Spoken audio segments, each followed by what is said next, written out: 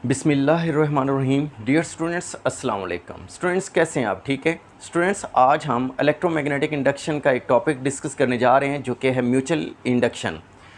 लफ्ज़ म्यूचुअल दो कॉइल्स के लिए यूज़ किया जा रहा है कि इसमें हम दो कॉइल्स को यूज़ करेंगे और एक कॉइल में हम करंट को चेंज करेंगे। जब एक कॉइल के अंदर चेंजिंग करंट प्रोड्यूस होगा कि करंट चेंज होगा तो उसकी वजह से ईएमएफ जनरेट होगी सेकंड कॉइल के अंदर।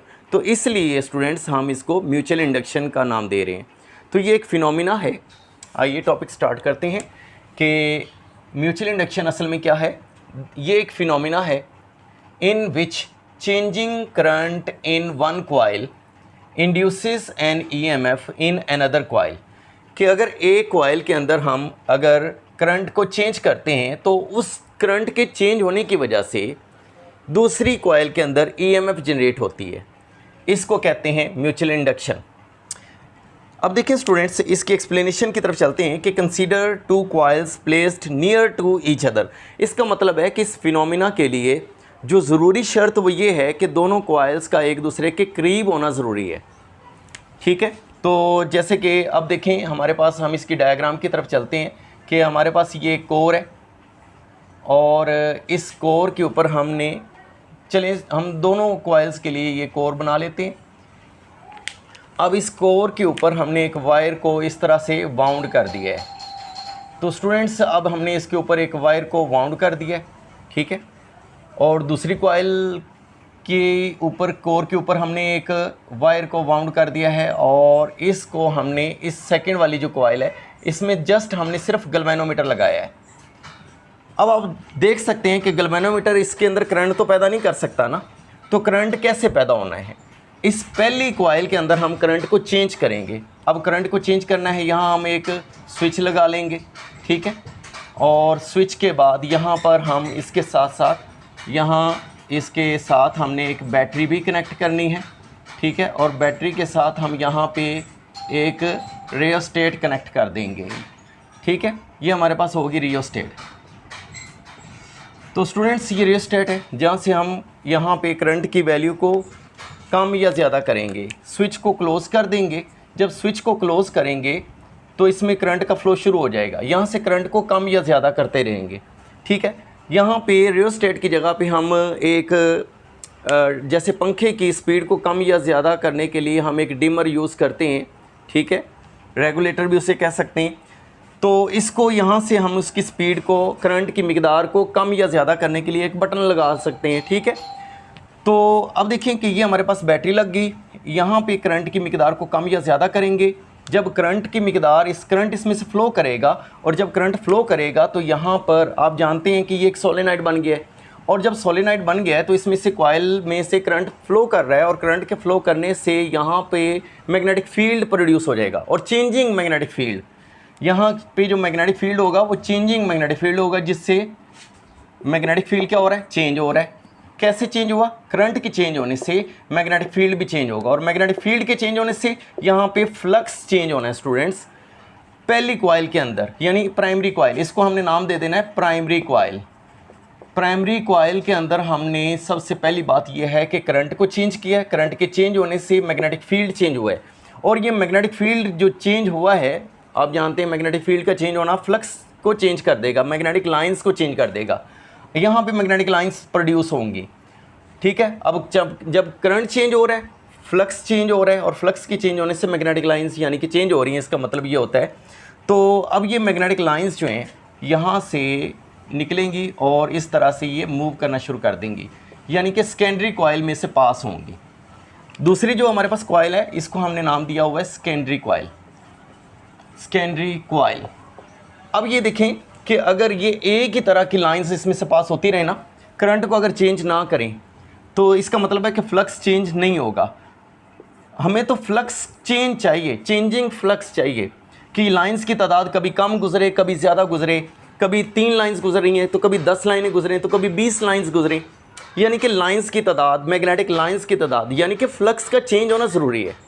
ये फ्लक्स जो चेंज होगा सेकेंडरी कॉइल के अंदर और इस फ्लक्स के चेंज होने से सेकेंडरी कॉइल के अंदर एक ईएमएफ जनरेट होगी, ठीक है। तो अब देखें, जैसे कि हमने एक ला पढ़ चुके हैं, फेराडे ला, और वो हमारे पास किसके बराबर है, जो ईएमएफ सेकेंडरी कॉइल के अंदर इंड्यूस हो रही है वो किसके बराबर है, rate of change of flux in secondary coil, कि सेकेंडरी कॉइल के अंदर जैसे जितना ज़्यादा फ्लक्स चेंज होगा उतनी ज़्यादा ईएमएफ जनरेट होगी, और साथ में सेकेंडरी कॉइल के नंबर ऑफ टर्न्स भी ज़्यादा होने चाहिए, क्योंकि ये नंबर ऑफ टर्न्स जो है ना इसके साथ डायरेक्टली प्रोपोर्शनल है, जितने ज़्यादा नंबर ऑफ टर्न्स होंगे उतना ज़्यादा ईएमएफ जनरेट होगी। और ये नेगेटिव साइन यहाँ पे बता रहा है कि ये जो ईएमएफ इंड्यूस हो रही है इस सेकेंडरी कॉइल के अंदर, वो यहाँ पे चेंजिंग फ्लक्स, जो कि फ्लक्स चेंज हो रहा था उसको अपोज करेगी।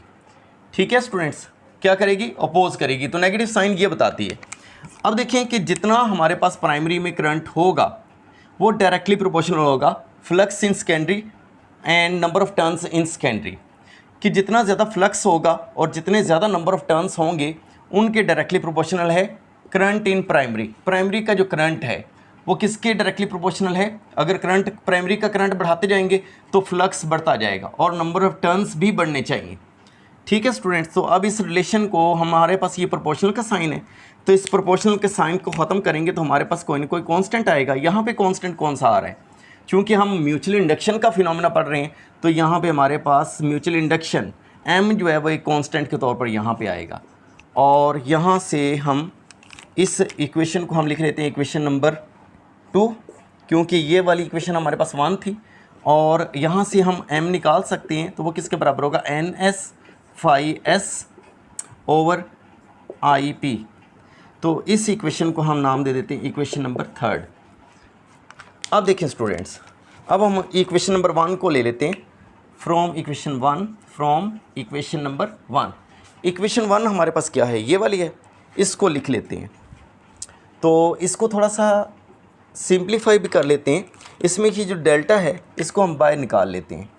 ठीक है, ये हमारे पास जो डेल्टा है इसको हम बाहर ले लेते हैं, और ये डेल्टा यहाँ पे आ जाएगा, पीछे हमारे पास रह जाएगा NS phi s, ठीक है, ओवर डेल्टा t। अब देखें स्टूडेंट्स, ये जो NS और phi s है इसकी वैल्यू तो हमारे पास ऊपर मौजूद है इक्वेशन नंबर 2 के अंदर, NS phi s इसकी वैल्यू हमारे पास है। तो अब हम ऐसा करते हैं कि यहाँ पे NS और phi s की वैल्यू पुट कर देते हैं फ्रॉम इक्वेशन 2। तो यहाँ लिख लेते हैं from equation 2 put value of NS phi s from equation 2। Equation 2 में से हमने NS और phi s की वैल्यू पुट कर देते हैं। इसको कोई नाम दे देते हैं, इस इक्वेशन को इक्वेशन नंबर 4। किसके अंदर पुट कर रहे हैं, put value of NS phi s from equation 2 in equation number 4।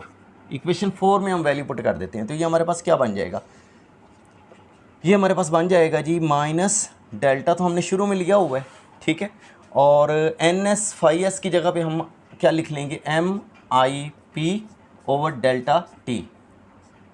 ठीक है जी, ये डेल्टा जो है वो इसके साथ लगा देंगे करंट के साथ, क्योंकि करंट जो है प्राइमरी का चेंज हो रहा है।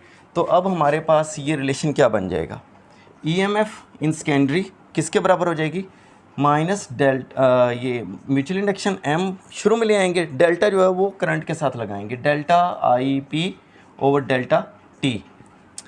ठीक है स्टूडेंट्स, तो अब अगर हमने म्यूचुअल इंडक्शन की जो मैग्नीट्यूड है, वैल्यू है, वो हमने लिखनी है, तो हाँ यहाँ पे हम नेगेटिव साइन को इग्नोर कर देंगे, क्योंकि ये नेगेटिव साइन EMF के बारे में बता रहा था कि EMF जो है वो अपोज करती है, जिसकी वजह से ये पैदा हुई है, उस काज को, उस चेंज को अपोज करती है। तो इसलिए हम नेगेटिव साइन को इग्नोर करके बाकी रिलेशन हम लिख लेते हैं म्यूचुअल इंडक्शन का। वो हमारे पास किसके बराबर आ जाएगा, EMF in secondary coil over time rate of change of current in primary coil. तो ये हमारे पास एक फार्मूला आ चुका है। तो ये हमारे पास फार्मूला जो है ना, ये असल में म्यूचुअल इंडक्शन के लिए फार्मूला आ गया है, और यहाँ से इसी से ही हम म्यूचुअल इंडक्शन की डेफिनेशन लिख सकते हैं। यानी इसमें हम ये असल में गौर करें तो ये दो चीज़ों के दरमियान में रेशो है। एक चीज़ क्या है, ऊपर EMF इन सेकेंडरी, और दूसरी चीज़ time rate of change of current in primary. ठीक है, तो यहाँ पे हम लिख सकते हैं, जब इसकी डेफिनेशन लिखेंगे तो उसके साथ यही फार्मूला हम लिख लेंगे, M is equal to EMF in secondary over time rate of change in primary. ठीक है स्टूडेंट्स, तो इसकी डेफिनेशन हम इस तरह से करेंगे कि ये हमारे पास म्यूचुअल इंडक्शन की डेफिनेशन है, द रेशो ये असल में क्या है, रेशो है दो चीज़ों के दरमियान में। एक क्वांटिटी हमारे पास ये वाली है और एक क्वांटिटी हमारे पास ये वाली है। ऊपर जो क्वांटिटी है वो ईएमएफ जो जनरेट हुई है सेकेंडरी कॉइल के अंदर वो है, और दूसरे जो डिनोमिनेटर में यानी बटे में हमारे पास ये जो नीचे क्वांटिटी लिखी है ये time rate of change of primary, ये time rate of change of current in primary है। तो रेशो ऑफ एवरेज ईएमएफ, जो ईएमएफ यहाँ पे पैदा हुई है, average EMF induced in the secondary coil to the, किसके दरमियान में रेशो है, to the time rate of change of current in the primary coil. ठीक है, अगर हम ये फार्मूला लिख लेते हैं तो उसी से हम ये डेफिनेशन भी लिख पाएंगे। अब इसके बाद देखें कि ये जो हमारे पास म्यूचुअल इंडक्शन का फिनोमिना है ये किन चीज़ों पे, किन फैक्टर्स पे डिपेंड करता है। Factors on which mutual induction depends upon, number 1 number of turns of the coil, क्योंकि नंबर ऑफ टर्न्स जो हैं, जैसे जैसे नंबर ऑफ टर्न्स को बढ़ाते जाएंगे उसी के साथ साथ फ्लक्स जो प्रोड्यूस हो रहा है वो भी बढ़ता जाएगा, मैग्नेटिक फील्ड बढ़ता जाएगा। ठीक है, दूसरी चीज़ area of the cross section of the coil, area of the cross section of the coil, coil का जो क्रॉस सेक्शन एरिया है वो अगर ज़्यादा होता है तो मैग्नेटिक फील्ड ज़्यादा चेंज होगा, फ्लक्स ज़्यादा प्रोड्यूस होगा, changing flux. Closeness of the coil, जी स्टूडेंट्स ये कॉइल्स को एक दूसरे के क्लोज रखना है, ये नहीं है कि ये कॉइल मतलब कि यहाँ पे पड़ी हो तो दूसरी कॉइल यहाँ पे पड़ी हो और उसमें से मैग्नेटिक लाइंस पास ही ना हो रही हों। अगर मैग्नेटिक लाइंस पास नहीं हो रही हैं तो इसका मतलब है कि म्यूचुअल इंडक्शन का फिनोमिना भी नहीं हो पाएगा। इसके बाद देखें क्लोजनेस हो गया। इसके बाद nature of the core material, इसमें हमने जो कोर मटेरियल यूज़ करना है आमतौर पर यहाँ पे जहाँ पे मैग्नेटिक फील्ड को सपोर्ट करने की बात आती है तो वहाँ पर हम एक फेरोमैग्नेटिक मटेरियल यूज़ करते हैं जो कि मैग्नेटिक फील्ड को सपोर्ट करता है। ओरिएंटेशन ऑफ द कॉइल, हाँ जी, कॉइल्स को किस तरह से ओरिएंट करना है। एक कॉइल यहाँ पे पड़ी है तो दूसरी उसके बिल्कुल सामने होनी चाहिए। ये नहीं है कि एक प्राइमरी कॉइल को इधर रख लिया, सेकेंडरी को उसके ऊपर रख दिया, और या प्राइमरी को इधर रखा हुआ तो सेकेंडरी को उसके नीचे रख दिया, तो इस तरह से भी म्यूचुअल इंडक्शन का फिनोमिना अकर नहीं हो पाएगा। इसके बाद देखिए स्टूडेंट्स यूनिट इसका डिस्कस कर लेते हैं। तो हमारे पास इसका फार्मूला तो है, इससे हम इसका यूनिट भी लिख लेते हैं। तो यूनिट क्या बनेगा, अब देखिए म्यूचुअल इंडक्शन का जो यूनिट होता है ना वो होता है हेनरी, हेनरी। और 1 हेनरी किसके बराबर होता है, देखें कि 1 हेनरी किसके बराबर है। अगर ये हमारे पास यहाँ पे ईएमएफ को हम किस में मेजर कर रहे हैं, वोल्ट्स में मेजर करते हैं। ठीक है, और ये जो करंट जो है वो डबल बटा हो गया ना, टाइम जो है यहाँ पे मतलब कि इस तरह से हो गया है। ईएमएफ ऊपर है, इसको हम किस में मेजर करेंगे, वोल्ट्स में मेजर करेंगे, और यहाँ पे टाइम जो सेकंड्स में मेजर किया जाएगा, ये ऊपर चला जाए तो क्या बन जाएगा, वोल्ट सेकंड, और ये एम्पेयर करंट जो है वो बटे में है तो per ampere, volt second per ampere, volt second per ampere हमारे पास इसका यूनिट है जो कि हेनरी के बराबर है। ठीक है, और इसको हमने अगर इसकी डेफिनेशन करनी है तो हम इस तरह से कह सकते हैं कि if a changing current in primary coil, changing current in primary coil is 1 ampere, 1 ampere current जो है वो चेंज हो रहा हो, ठीक है, in 1 second, if 1 ampere current is changing in 1 second in primary coil induces an EMF. ठीक है, हम लिख लेते हैं यहाँ पे कि चेंजिंग करंट कितना चेंजिंग करंट है, ऑफ 1 एम्पेयर, 1 एम्पेयर अगर करंट चेंज होता है इन 1 सेकेंड,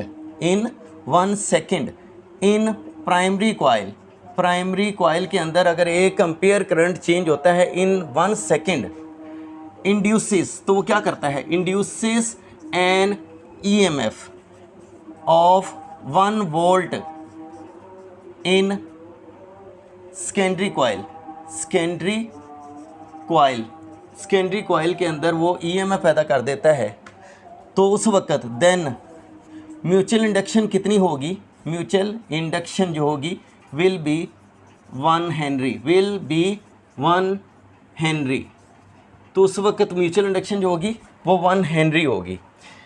कि चेंजिंग करंट ऑफ 1 एम्पेयर अगर करंट चेंज होता है in primary coil in 1 second in primary coil induces an EMF of 1 volt in secondary coil, then mutual induction will be 1 Henry.